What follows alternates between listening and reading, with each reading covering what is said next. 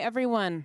I'm Amanda Hunt. Welcome to MoCA. Thank you for joining us tonight. I'm the Director of Education and Senior Curator of Programs, and I could not be more thrilled to have Sanford Biggers here with us from New York City. So many friends and family here tonight and colleagues, and it's just really nice to see so many people here for you. Thank you again for coming back home to LA.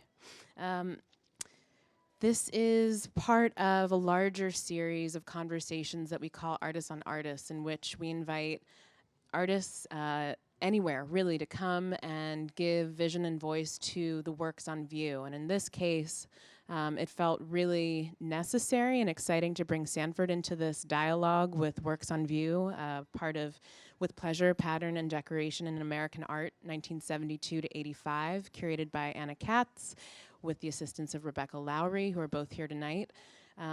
Congratulations. So Sanford's practice, for those of you who don't know, it spans media, performance, music, sculpture, painting and drawing, a host of things in between all of those things as well.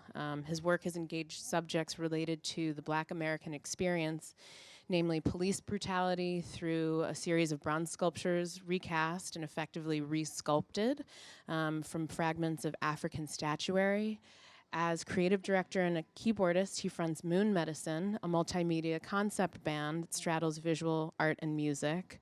The list goes on, but because of his work with antique quilts and their vernacular as it relates to Black American history, particularly the Underground Railroad and that legacy, it just felt that this would be really important to hear where you come to that work, your relationship to some work on view that Sanford will get into in a moment. But I was just thrilled to also learn that you had a connection with Joyce Kozloff by way of Miriam Schapiro, and it informed you of a different model of, quote, how artists can address inequity aesthetically and institutionally. So, you know, pretty powerful stuff to work from. Just briefly, Biggers was born and raised here in Los Angeles and currently lives in New York. He's been awarded the 2017 Rome Prize in Visual Arts. He has had solo exhibitions at the Museum of Contemporary Art Detroit, CAM St. Louis, the Brooklyn Museum, on and on and on. You've got an incredible show, it sounds like, coming up in April at the Bronx Museum of Art's, an exhibition called Code Switch. I'd love to hear more about that offline, even if I could, featuring over 60 quilt-based works. So without further ado, please join me in welcoming Sanford Biggers. Thank you very much. Thank you, Amanda. Thank you, Anna. Thank you, MoCA. Thank you, LA. Can we all come a little bit closer? Just because I'm at home, I was born and raised here. I know many of you from many stretches of my life. I have family here, elementary school friends, junior high school friends, high school, college, and art world friends. So thank you all for coming. So we're gonna keep this real family. So if I don't even know you, you're family now. Meet and greet the person next to you. It's one of those type of situations. I will be speaking very improvisationally, off cuff, and casually about a lot of this work. I know several of the artists. I think one thing to consider is that many of these artists are still alive, which is very important because this is a generation and a specific genre within the modern art, contemporary art canon that has been overlooked for a while until the light has been shed on it right now as we speak. So you will probably see offshoots and inspiration from this show. Be glad that you're here to see it because now you know where it came from. And I say that humbly because there's many in this show that have also inspired me to do the work that I do. So why don't we just make our way to the beginning of the show and we could start in there. Okay, so maybe a little bit about the name, With Pleasure. I'm sure many of you are very sort of knowledgeable about this movement or various movements in contemporary modern art. But for those of you who are not, the concept of with pleasure, at the time this work was coming out, there was a polemical situation within the art world, and some of this work seemed to go against the grain of what was extremely popular, lauded, supported, and championed by various institutions. That work being largely minimal work, and yes, we could jump right in, work made by white men. Surprise, surprise. So this was the 70s, and this was an institution where this was a field where a lot of people weren't getting their due, meaning people of color, women, and anything that was outside of the sort of white male canon of the moment. So when this movement came around, it was sort of hallmark and a harkening back to sheer, opulent beauty, fun, texture, pattern. It's often called a promiscuous period and when it comes to aesthetics and material because it was not falling in line with what was de rigueur of the day. It was outside of the trend. I particularly got interested in this genre of work from a woman I met when I was doing the Skowhegan residency in 1998, a woman named Joyce Kozloff, who is featured in this show. And we'll talk more about that when we get there. This is a very important work by Miriam Schapiro, who is important to mention because she was lauded as one of the forebearers of this genre and one of the conceptualists and writers and leaders of this sort of as a breakaway from what was trending at the time. A good thing to mention is a lot of the artists that sort of went into this direction came from hardline abstraction, very rigorous, straight, regimented craft. I did say craft. At the time, and I say that facetiously because there was a linguistic barrier that was happening as well. During this time, there was a lot of talk about technique and fine arts versus craft. Craft, of course, being denigrated to the work of women and quote-unquote primitive people and naifs, whereas technically sound work was made by, once again, white men of European descent. So you're talking about the stuff that you're seeing by, at this time, all the minimalists, all the key minimalists, and going into the conceptualist movement. The women at this time, or not all, obviously, but some of the women that were involved with the P&D movement and some of the men involved there, and what I think is actually very smart about this exhibition is including that canon, because even at that time, we're talking about sort of a gender-based divide, but there still was not complete acknowledgement of all the African Americans and people of color who were also contributing to this idiom at the time. This exhibition is bringing in some of those names. Some of them you will recognize. There's Lucas's work there. There's, that's Willie T. Williams over there. Sam Gilliam over there. These are names that were not necessarily included in this dialogue at the time, but make total sense now, and we're totally on the same time. Some of the artists share the same galleries with these practitioners, so it's important to know that. So back to this, coming from a hard edge abstraction and then starting to embrace this idea of the exotic, of craft, of visual opulence. So you'll see arabesques, glitter, flower, things that were considered decorative. Keep in mind again, another linguistic divide. The word decorative was considered a bad thing. Even today, most artists will consider, if you call their work decorative, that is a bad thing, reducing their work to mean nothing but something that's pretty to look at on a wall. Language has power. And it's interesting to think that a lot of paintings that get purchased by technically sound fine artists ends up matching sofas. So just think about that. So I misspoke, sorry. Al Loving, who I did have the pleasure of meeting a couple of times when I first moved to New York in the late 90s. Once again, hard edge abstractionist, doing geometric paintings. Incredible work, very illusionistic, very optical too. I would say his work even straddles the genres of P&D as well as op art. And strangely enough, I've had to come to grips with how much his work has influenced me, unbeknownst to me.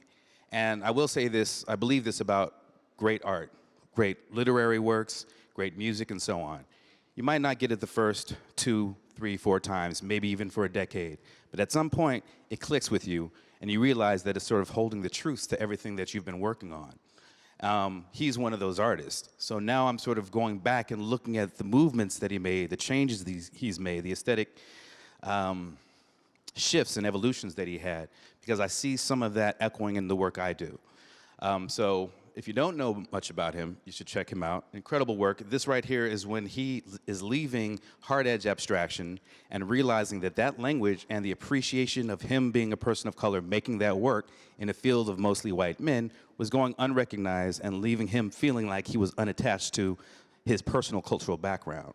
So he starts to go back and look at his upbringing, the quilts that his mom made, the quilting circles that several members of his family were involved in, and started to think about canvas as a structure that was no longer regimented to being a square or a geometric hard edge shape at all, and cutting it, taking it right off the frame, and using the fragments, piecing together dyed and painted pieces, letting the embroidery become actual mark making, like drawings and so on. So this is sort of him literally taking painting right off the frame and going into a more organic mode of expression with it. There's a lot of artists working today that I also think owe a lot to the work here. I'll pepper some names throughout the walkthrough. Is Al loving sewing, gluing? Does it make a difference? Sewing. My understanding is that he was taught how to sew, and so he did some of that work himself. So, yes. And I think, I'm not sure, you may have to ask the curators about that, but it seems to me that the tendency a lot of the time in this work is literally the embroidering and sewing, as opposed to adhesives at that time. And that also being part of the political aspect of the process of this work. This work was sort of, once again, working against what was acceptable at that time on some levels, and the use of thread, literally thread itself was considered to be a woman's material. It was something that was to function but not be seen or heard, so on and so forth. You know, all the metaphors that would go with that.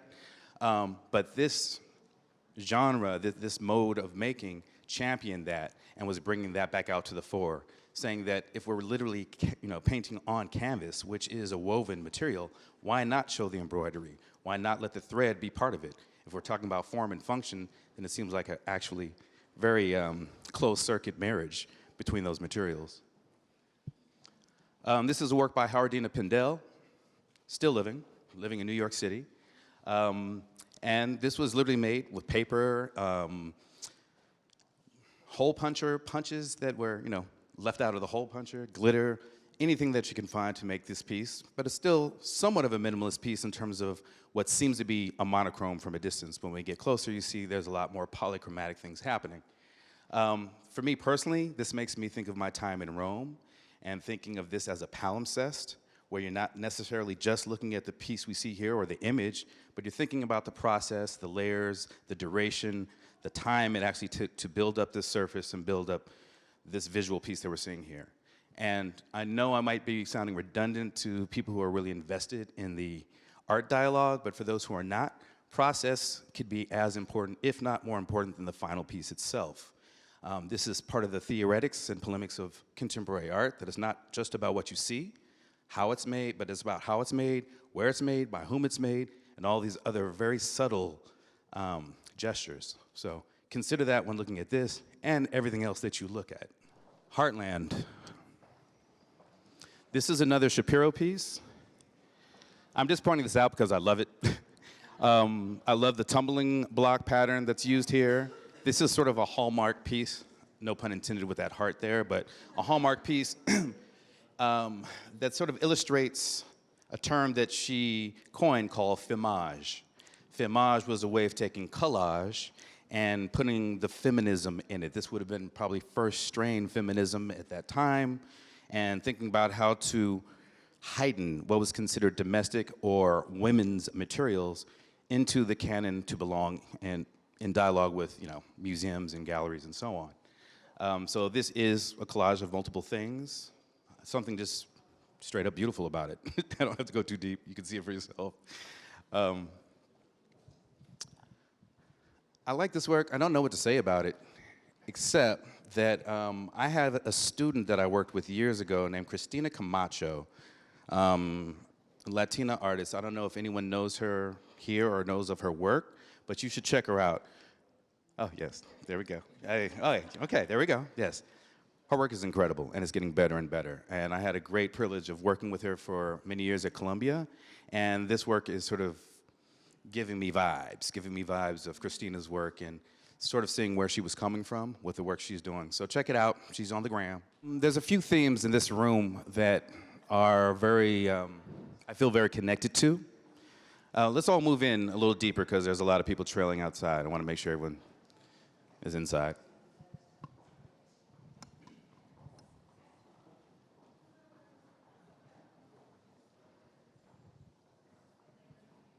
So we spoke a little bit about process before, and there's a term that we often use, artists use in the studio called doing something that's labor intensive. And the majority of the work in the show is labor intensive, but there is, once again, sort of a politicized thought about that kind of work. And some of these artists are making reference to that when they're doing a work like this, which is all pencil, by the way, colored pencil, to look actually like woven thread. So to really do this justice, you must come and see it. Because art sometimes is not about the image you see from a distance, but what is literally happening on the surface or not happening on the surface.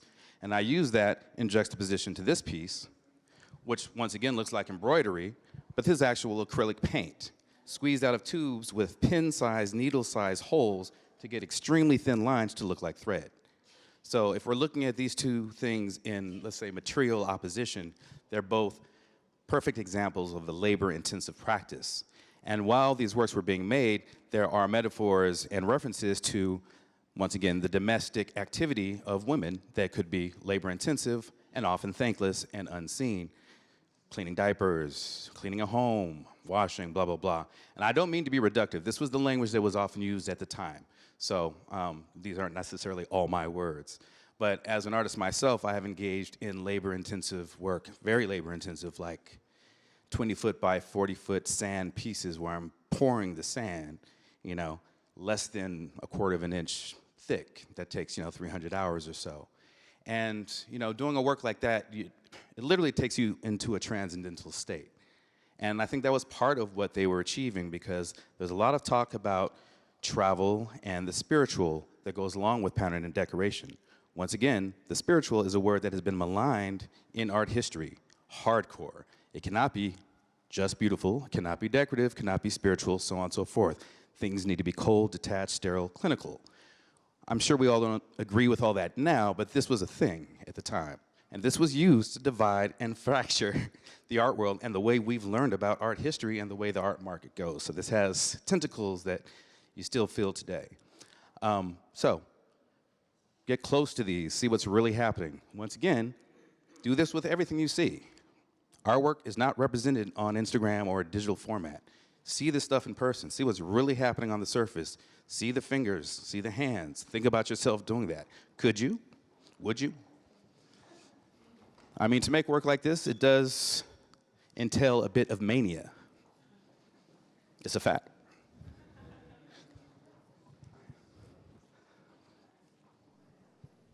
Sanford, can you talk more about spirituality in your own practice, having just described what you did?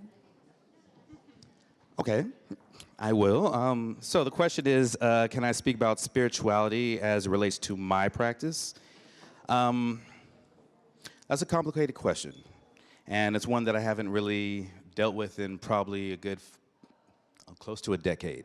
I used to speak a lot about it, and I was making work. A little background, I lived in Japan for 3 years during the mid-90s, and when I returned, and I still do, but I implemented a lot of the things I learned there referentially, material-wise, process-wise, philosophically, and spiritually. I think it's relevant that you ask that in this room, obviously, because the work here, I mentioned a transcendental state. I can speak personally when I'm doing work that is labor-intensive, meaning hundreds of hours doing a repetitive motion.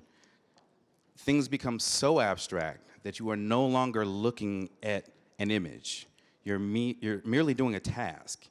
And the task becomes so repetitive that you're no longer consciously right there in that moment, but you're astral projecting in many different planes, realities, and so on. For me, I use that as a moment of realization, affirmation, projection, and so on.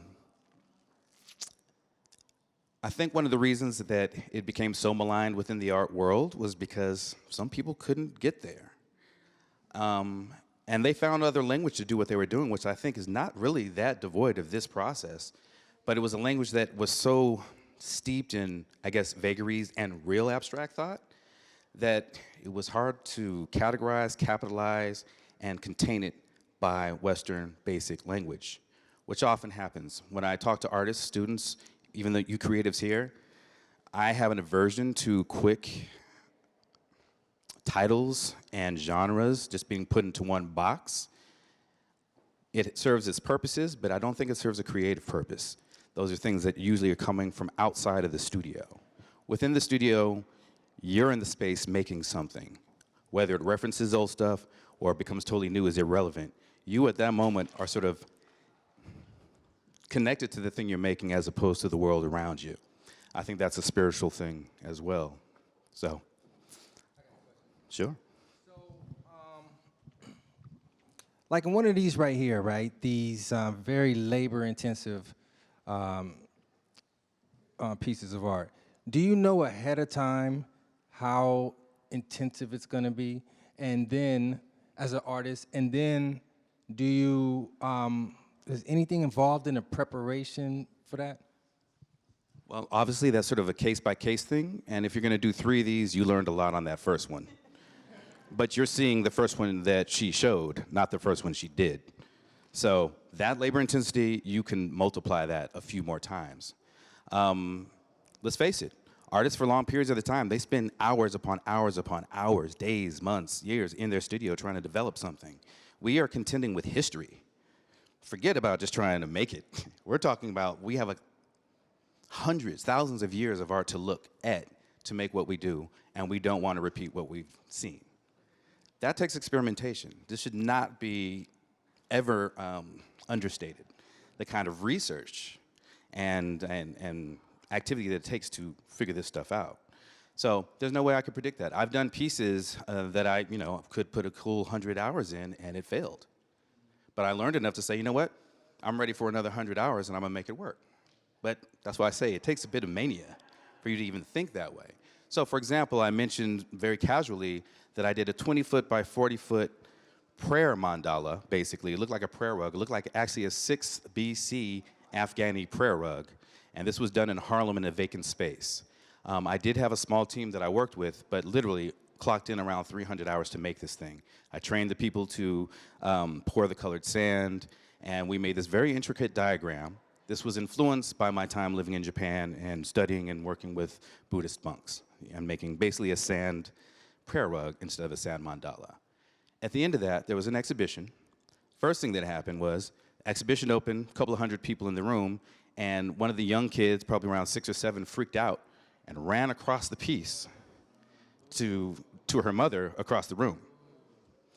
Luckily, I had already taken pictures of this thing, so I had the pictures, and at the end of the day, sometimes that's the only thing that remains from these pieces. But that was the only thing that let the audience know that this was actually really poured sand with no glue on the floor. Before that, it could have been a painting, it could have been, sort of like a vinyl thing. No one knew what the material was. They're just walking around it because you don't touch the art. This woman, this little girl, touched the art, and there was a palpable gasp in the room as everyone was like, oh my God, what the heck, And I was like, I got pictures, but, for the drama, I didn't tell anyone at that moment. So at the end of that run of the show, and literally, I would go back to the show periodically throughout the duration of it, and you would see mouse tracks, rat tracks, pet tracks, and then finally at the end, I invited a bunch of school children from the neighborhood in Harlem to come in and literally sweep the whole thing up and put it into buckets, and we went to the Harlem River and just poured it in. And that's sort of a traditional Buddhist ritual, is once the sand mandala is done, it's swept up and then put into a body of water. So I say that to say that it really was about the intensity of the labor and not about the permanence of the object. This goes back to the question about spirituality, but it also makes you think about your existence and the realization that the body is just a shell. It will not be here forever. It's what you do with it while it's here, and then it goes. But it's not forgotten, because people still talk about that show, and it gets better each time they remember it. This room and this room, we start to talk about some different themes, appropriation being one of them. So I will talk about that a little bit, but before that, I just wanted to point out this, Robert Kushner's work here. So, like many of the other artists, he was influenced by travel and seeing different cultures and their ceremonial, their textile work, their artwork, their craft work, and so on. And he started to make a body of pieces that later were used for performances. I wanted to bring it up for 2 reasons. One is just to talk about how artworks can have many different lives, And I think the P&D folks understood that because of the references they were looking at. And when I say that, I mean that work that comes from primordial, I never use the word primitive, you should probably not either, but primordial cultures, the ones that were here first, what they did was make work that it was not easily defined as art versus food versus culture versus clothing. Sometimes it was all encapsulating. If you take pride in what you wear, you are basically putting yourself into works of art on some level. You are expressing yourself through that. This is sort of that basic idea. A lot of the artists of this moment, though, however, are taking what they're seeing in pre-Columbian cultures, Asian cultures, African, Eastern European, and so on, and they're taking the motifs and the design and so on and incorporating it into their work. And this ends up being very problematic for a lot of people, especially today, as we have a very sort of hot debate going around about appropriation. I personally am a huge fan of appropriation. I feel like without appropriation, where do we go? I do feel very strongly, though, the intent behind that appropriation is key. And I say this I'm a black man living in America. I have seen my culture appropriated by everyone across the world in negative ways, positive ways, ridiculous ways, ad infinitum. And I probably will continue to see that. So I feel politically, when I appropriate, there is some of that in there. Sort of some of that saying, I'm taking license because I know the license people have taken with my own culture. However, the case that intent is very important to me. For example, we talked about the prayer rug. I lived in Japan for 3 years, and I worked very closely with monks for 8 months after that, doing meditations and so on, and getting permission to use certain things. And I say permission loosely, but literally having a conversation with a monk when I had to ask him, what do you think about me using the idea of a mandala or making a prayer bowl made out of hip-hop jewelry, melted down gold and silver? And he's like, I'm shocked that you even know what Buddhism is. And if you're spreading the word to other cultures, other countries, and so on, I think it's a good thing. And that monk later became part of one of my projects that I did in Japan, a performance and so on. That doesn't mean that I am, that I still can't, sorry, I'm using triple negatives here. I still have to be responsible with how I use that stuff, but I use that to say that I personally put in the work and try to meet and learn and research as much as I can before I take some degree of license with that material. I believe a lot of the artists in this period did some of that, but we have to keep in mind that the majority of the artists that we are talking about were white female and white male, with the inclusion in this show of people of color, which I think, as I mentioned, was a great addition. This particular work has had some pushback because of the use of certain aspects that he appropriated from Iranian culture and various cultures around the world. But I think what is interesting to me about the work is how it's then put back into the performance format. So it's not just this piece that you see on the wall. This piece on the wall was worn by one of the practitioners here.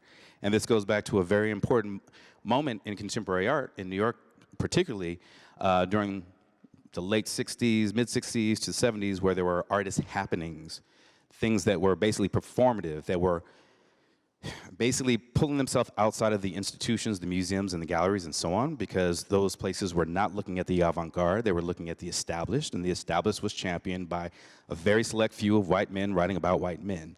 So there were opportunities where artists were saying, forget that. Since we can't win in that field, we're gonna make something totally different. So you start to get the emergence of performance art. And Dada happened before that, and Fluxus happened before that. So there's a long trail of this, but we now often talk a lot about performance art, and this is a good example. I myself have made costumes that I use for my band, Moon Medicine, that was mentioned outside. And so I take those costumes that I've literally used and sweated in for like 3 or 4 shows, and then I use them as installation works. They become part of an artwork, because if you think back to how museums categorize objects, when you go to the pre-Columbian, the Chinese section, the African section, and you see these figurines and you see these tunics and costumes and masks, those weren't made to just be looked at. Those two were activated objects. They're charged. They were used in ceremony. They were used in performance. They were used for entertainment. They were used for worship. Now, the whole next question is, how do those museums and institutions obtain those works? That's where shit gets deep. I will not answer that one now. That's for you to do the research on, but we're talking about, obviously, the results of colonialism and rampant editing and erasure of true cultural handprint and imprint of these objects. And they become sort of things to be looked at and literally put on a pedestal and named after the collector that had enough money to buy that wing of that museum. It's a whole nother conversation, but a very fertile and interesting one. And I guess to tie that all together, you got to think about art sometimes is, unbeknownst to many people, art is reacting and challenging certain things even within the field of display and exhibition itself. So this is beyond the studio. This is actually the means of showing that work. Artists critique those things by doing avant-garde gestures. So I'm bringing you in here because I was not familiar with this artist. I'd heard the name before, but didn't know the work until doing research on this show. And for those of you who know me or know my work, you know I have obviously a very deep affinity for mandalas and sort of Buddhist imagery and objects, but also kimono and folding screens and all of those elements of that genre of art. And this artist, Takako Yamaguchi, who is LA-based, born in Japan, but works in California. She's still here, is she not? Can anyone affirm that? Yes. And taught here in California and everything.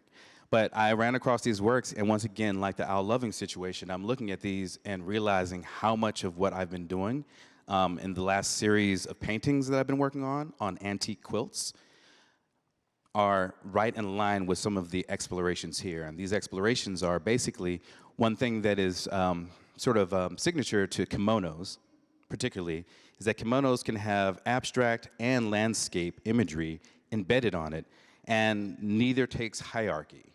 We've talked all this time about how the Western modernist and contemporary canon has these very hard divisions. There's abstraction, there's figurative, there's landscape, there's painting, there's sculpture, so on. But the kimono, it's all sort of intermingled. You have a wearable piece that is clearly a piece of art that has the abstract and has the representational and so on. And these are sort of the things that I'm thinking about when I'm working on found quilts. I'm dealing with the idea of appropriation because I'm literally taking found quilts from the 1800s that have usually anonymous groups of people who make them, and sometimes I do actually find the provenance of who made them and where they were made. And I'm taking them and literally painting and drawing and cutting right into that material, which is sacrilege to many people. But it's a patchwork quilt, and the whole point of patchwork is taking remnants and shards and putting it back together as another piece. And I do embrace that tension. The work is about that tension. So when I look at this, this is also her response to the conversation and dialogue around her, especially during the P&D movement where people were talking about feminist work and work of women. Kimonos largely are worn by women, although there are some ceremonial pieces that are worn by men, but largely for women. And there are some strict rules amongst that. And as she was trying to use some of that language here in the West, people were already finishing her sentences by saying, oh, well, it has to be this. You're Japanese, you have to do this. The work has to look like this, and so on. So she started to sort of combat that by making these large format images where she's combining everything, using a bit of the tradition, but also breaking away from tradition to make contemporary works. So I'm in love with this stuff now, and I've been looking her up all online and want to learn more. So I'm going to talk to the curators about that after to see if there's a chance to meet her. So this is a series of works by Faith Ringgold. Many of you know her, and thankfully she's getting a lot of play right now. For many of us, she's been getting a lot of play for decades because we grew up looking at her work and knowing about her work. But it's good to see her get that mainstream light now. These are 3 pieces that she did. I think it's 74. Yes, 74. These were collaborations. Literally, she did this with her mother, who was a quilter, and this occurred after she, had a worldwide excursion and for research and learning various things from different countries. And she came back, and she made her versions of Tibetan tankas. We spoke about mandalas today. There's the Tibetan tanka, which is also one of those objects that I have a great affinity for, but they're basically scroll paintings that usually depict a mandala or different scenes and so on, and they're usually posted on a scroll, so they unfold, and on the borders, they have different cotton and silk embroidered pieces of fabric. So this is her version of making one of those, where she's literally collaged various pieces, and with her mother's help, quilted in various cloth from Africa to create an African-esque border along these, and then a sort of hard, well, softer edged abstraction in the center, which of course sort of speaks to kente cloth and African textile, which is an actually very interesting story. I won't diverge into that too much, but things we think of as African textiles, many of them often come from Indonesia and various countries. So when we talk about appropriation, you gotta really consider how much cultural exchange goes into anything that, even what we're wearing today, even the jeans you have on, there's a lot of history, and it's global. So I think the artists in the show are recognizing that by putting the work together. That's why I think the intent was very important, and that's why I do say I'm a fan of appropriation, because I think there are very complicated, nuanced stories that can be told only through tapping into the, this syncretism and merging and confluences and trades that happen historically through various people. So this is a work by Stella, who really needs no introduction at all, obviously. Very important seminal figure in most of the movements since the 50s in American art. And interestingly enough, there was a moment when he started to make work himself that the people who formerly lauded and praised him started to think, oh, what is he doing? That stuff is crazy. Get it out of here. We don't want to see it. I think about that when I think about people like Miles Davis, who in the 70s sort of eschews the whole blues and jazz tradition to go into electronic, electric guitar and Fender Rhodes, and tried to turn his jazz fusion exploration into sort of a rock fusion situation, and nobody was fucking with it. And then 20 years later, nobody can get enough of it, and they're like, oh my God, you just blew our mind, and you did it 20 years ago, and you've already passed, and we didn't acknowledge it. So these things happen. Stella, also way ahead of his time in terms of technology, in terms of the materials he was using, in terms of the format he was using. And I will admit, some of the work in here is tricky. It doesn't fall into aesthetics that we're trained to like and conditioned to be fans of, and that's okay. I think it's interesting that everyone talked about P&D with with the terms decorative and beauty, but in fact, some of it's not really beautiful. There's a conceptual rigor that's happening in this work that I'm glad now people are taking the time to pay attention to, and to see Stella in that mix in the book. This is a monograph right now that is really re-examining this movement. I think it's important to have this here as one of the capstone pieces, because it sort of shows where the dialogue that was happening before this, the dialogue that drowned this genre out, there were practitioners from that genre who were participating in it, and we're seeing some of that work here. Frank is still alive, he's still making work, and I think it still owes a lot to these explorations, almost more so than the work that he was known for, 10 and 20 years before this. That's sort of all I have for you right now. Color?